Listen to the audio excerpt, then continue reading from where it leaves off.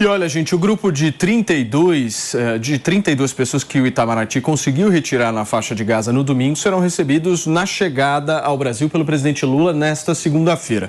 Depois de mais um mês de guerra, os brasileiros finalmente conseguiram cruzar a fronteira entre o sul de Gaza e o Egito na manhã de ontem. Eles foram levados até o Cairo, onde embarcaram em um avião da Força Aérea Brasileira. O voo decolou às 6 horas e 52 minutos no horário de Brasília e a previsão é que pouse por volta das 11h30 da noite lá no aeroporto de Brasília. A aeronave vai fazer 3 paradas técnicas de acordo com a FAB, em Roma, na Itália, em Las Palmas de Gran Canária, na Espanha, e na base aérea do Recife, terra de Mano Ferreira. Turma, bom dia. Bom dia, Miriam Spritzer, Nelson Kobayashi, Elaine Keller, Mano Ferreira. Bom dia a toda a nossa audiência mais uma vez. Eu quero entender uma coisa. Esse final de semana eu estava num churras e uma pessoa me fez a seguinte pergunta. Paulo, por que alguém que tem residência fixa no Brasil opta por ir para a faixa de Gaza? Eu não soube responder essa pergunta. Por laços familiares. Primeiro, bom dia a todos. Mas as pessoas possuem história de vida, as pessoas possuem laços familiares, possuem a sua ascendência. A gente, inclusive, nesse grupo de brasileiros que decidiu vir, há 2 casos de brasileiros que desistiram de vir de última hora. Um deles explicou que desistiu de vir porque a sua mãe não conseguia vir com ele. Então, a mãe teve que ficar na faixa de Gaza. Eu acho que é compreensível o dilema humano, né? Você está falando de alguém que pode ter que teria que se despedir da sua mãe e dar um abraço sem saber se aquele abraço poderia se repetir algum dia, né? Seria deixar uma zona de perigo com a certeza de estar em segurança, mas deixando sua mãe para trás, ou seja, podendo nunca mais voltar a vê-la. Eu acho que é um dilema humano muito compreensível, né? As pessoas têm as suas histórias de vida, têm sua família e esse laço familiar... Vocês acham que é somente pela questão do laço familiar? Exatamente. Seria isso? Porque é um local... Eu fiz essa pergunta e, aliás, não soube respondê-la, porque é um local que não tem nada, né? Então a pessoa ela tem um porto seguro no Brasil e de alguma forma ela opta por ficar num local onde não tem nada, um local que obviamente está em conflito e não é de hoje. Então tem que ter alguma explicação nesse sentido. O Mano traz essa questão dos laços familiares. Que mais, Elaine? Primeiro, bom dia a todos, né? É exatamente isso. Eu vi algumas histórias de mulheres que se casaram com palestinos e foram para lá, brasileiras, né? E assim, eu mesma, alguns anos atrás, estive lá na região. É uma região muito pobre, né? Realmente dominada ali pelo Hamas, pela ditadura do Hamas, mas que até então não se tinha esse conflito, né? Era uma região ali dominada pelo Hamas, mas não era uma região de guerra, né? Não estava vivendo esse conflito que a gente está presenciando agora. Provavelmente as pessoas nem sabiam que isso poderia voltar a acontecer, né? Porque, para quem não sabe, há 2 anos o Hamas vinha, inclusive, negociando um acordo de paz com o Egito, né? Só que depois se descobriu que era uma farsa, que não havia, por parte deles, nenhuma intenção desse acordo. Mas eles vinham dialogando um possível acordo aí de convivência harmônica, né? E eles enganaram Israel, pegaram inclusive Israel de forma surpreendido, né? Eles foram totalmente surpreendidos por esse ataque, justamente porque ninguém contava com isso. Então, a mesma coisa os brasileiros que ali estavam, né? Então, é lamentável. Agora, aquela cena das crianças na praia, que coisa mais linda, né? De se emocionar, gente. É de se emocionar, ver o quanto a gente não sabe a importância da liberdade, né? Só quando a gente perde é que a gente dá valor. A cena mais linda é aquela das crianças correndo na praia no Egito. E a chegada deve ser emocionante também, hoje no final do dia. Então, às 11h30 da noite, prevista a chegada desses 32 resgatados. São 22 brasileiros, né? 22 brasileiros entre esses 32 resgatados pelo Itamaraty.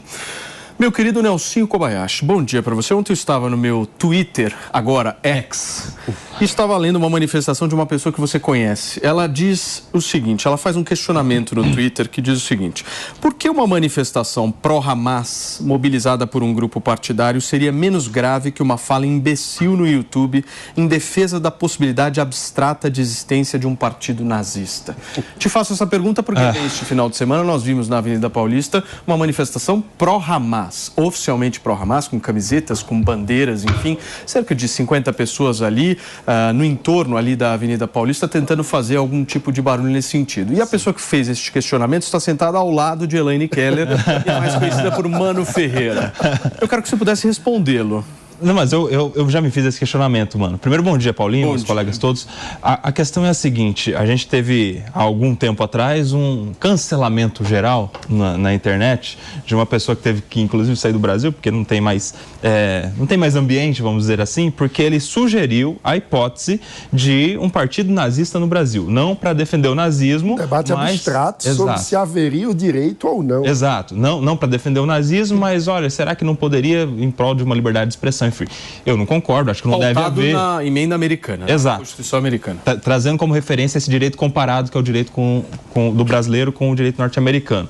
Não concordo, acho que não deve haver partido nazista, enfim. Mas foi uma ideia que gerou esse cancelamento, perda de patrocínio, enfim, uma onda que a gente já conhece.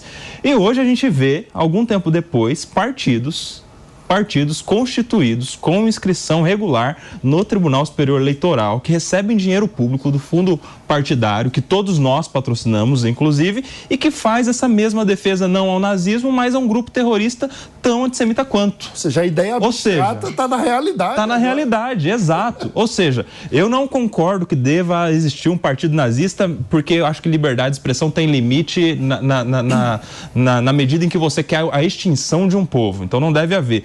Tão quanto não deve haver partido político defendendo a mesma ideia antissemita. Porque se o Hamas tem na sua Constituição, lá no seu Estatuto de Fundação, o objetivo de exterminar o povo judeu, ele é tão parecido quanto o nazismo. Ou seja, a minha opinião. Você quer me dizer que as manifestações foram ilegais aqui? Claro, criminosas, e a gente deveria ter uma postura de reação, inclusive jurídica, no próprio âmbito do Tribunal Superior Eleitoral para considerar a própria existência desse partido, no meu ponto de vista. E pior que você tem pessoas que se dizem intelectuais defendendo essa causa. Eu queria entender como alguém que se descreve como um intelectual pode ser tão contra causas humanitárias e tão contra causas da própria antropologia. Porque nós estamos falando de um grupo terrorista que, como você bem pontuou, tem como objetivo exterminar. Isso é genocídio, é exterminar uma raça. Não há menor cabimento. Não há como dizer que aquilo é um grupo de resistência. Resistência é coisa nenhuma. Resistência é coisa nenhuma. E no mínimo seria apologia ao crime, né, Paulo? No mínimo. O mais triste, obviamente, que aqueles... Na manifestação, nas imagens, gente, tinham policiais militares fazendo todo o aparato ali de segurança dessa manifestação.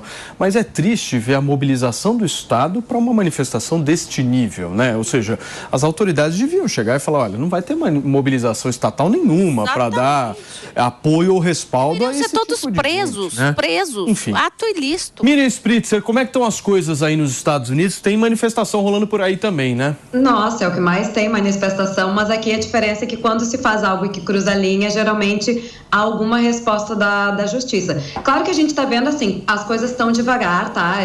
Muito se discute, a gente não vê tão abertamente assim bandeiras do Hamas, bandeiras do Al-Qaeda, essas coisas todas. A gente vê mais cartazes em apoio à causa de matar todos os judeus, né? Colocar todos os judeus em câmaras de gás, limpar o mundo dos judeus, coisas que a gente via, adoráveis cartazes que a gente via em 1930. E claro, esse comentário, ele inclui ironia, óbvio. Mas a gente vê muito isso nas universidades, a gente vê muito isso nos protestos. Esse final de semana foi Veterans Day, aqui nos Estados Unidos, que é para celebrar os veteranos de guerra, e teve um protesto perto da ONU, em que estavam arrancando bandeiras dos Estados Unidos. Então, super pacíficos os protestos, né, que querem uma causa boa aí para a Palestina, que querem 2 estados. Não, a gente vê claramente que não é a causa palestina que está levando essas pessoas às ruas. e que são protestos extremamente violentos. A gente vê diversos ataques a indivíduos judeus que por algum motivo estão perto, negócios da comunidade judaica sendo quebrados, tentativas de invadir a Grand Central Station esse final de semana também. Então, várias coisas aí que são bastante assustadoras, mas ao contrário do Brasil, tem uma ação muito rápida. Então, por enquanto, ainda está conseguindo ter essa resposta, mas é bastante assustador. E para trazer o ponto que foi falado aqui, né, o que justifica condenar um partido nazista ao ponto de a possibilidade, a conversa hipotética sobre a existência de um talvez partido nazista em pró à liberdade de expressão e não condenar o Hamas, é muito fácil a gente saber o que é antissemitismo depois que passa, é muito fácil a gente saber o que é nazismo depois que ele passou. Muito difícil é ter esse olhar crítico e ver que o Hamas é tão nazista quanto os nazistas, se não mais, né? Porque os ataques ali do 7 de outubro foram muito mais brutais. Agora, gente, o que está rolando de desinformação em relação a essa guerra é um negócio assustador. Ontem eu abri o X e vi uma série de influenciadores divulgando que esse atraso na liberação dos brasileiros teria sido deliberado por Israel. Ou seja, só demorou porque Israel, de alguma forma, foi lá e atuou em relação a isso. Aí você pega a pessoa, você começa a questionar a pessoa e você fala, tudo bem, com base no quê você está tirando isso? Você avaliou as outras listas? Você fez uma checagem de nacionalidade por nacionalidade? Porque, por exemplo, uma pessoa que fala uma aberração dessa não sabe que na primeira lista tinha cidadão, sabe de onde, meu querido Mano Ferreira? Da Indonésia. A Indonésia, para quem não sabe, é um estado que não reconhece Israel.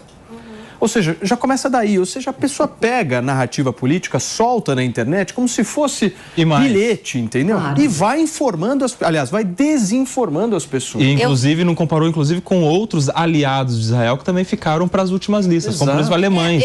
Ficaram alguns alemães para as últimas listas que são aliados. Se depender só de Israel, eles seriam todos os alemães os primeiros a sair. Eu vi gente também falando que tinha sido o próprio Hamas que tinha impedido a saída dos brasileiros. Ora, bolas, como é que o Hamas impede a saída dos brasileiros e deixou sair um monte de americano, né? Quer dizer, as pessoas escrevem e falam sem perceber o que estão dizendo. E pior, sem perceber o impacto que isso gera, porque isso vai se alastrando. A internet, infelizmente, impulsiona esse tipo de informação e aí gera um discurso de ódio sem o menor fundamento. Sem sombra de dúvida. E o perigo é justamente esse, né? A credibilidade da informação num momento como esse, porque você, querendo ou não, uma pessoa que divulga esse tipo de informação, ela está, querendo ou não, contribuindo para o crescimento do antissemitismo. Com certeza. Sem sombra de dúvida. Propagação de ódio contra o Estado de Israel. E um aspecto que eu acho curioso é que, no geral, são as mesmas pessoas que ano passado, ano retrasado, apontavam o dedo para o outro lado do espectro político para dizer que os simpatizantes do bolsonarismo eram desinformados, que consomem fake news, etc. Ou seja, é o sujo falando mal lavado, é uma coisa da pessoa que aponta o dedo para o grupo que não gosta, mas muitas vezes pratica aquilo que está acusando no outro. Tem uma coisa, né, mano, aquilo que a gente estava conversando aqui, de que não pode considerar a hipótese de um partido nazista que o cara é cancelado a ponto de não poder fazer nada, né? Mas sabe o que acontece, Paulinho? Quando a gente vê a permissividade para um ato como esse de apoio ao Hamas, a gente está dando uma dica para esses criminosos nazistas de que, olha, nazista você não pode se declarar, mas se você quiser o mesmo objetivo, você vai lá e se infiltra numa manifestação pro Hamas, porque aqui no Brasil, no Brasil pode, inclusive patrocinado por partido político, entendeu?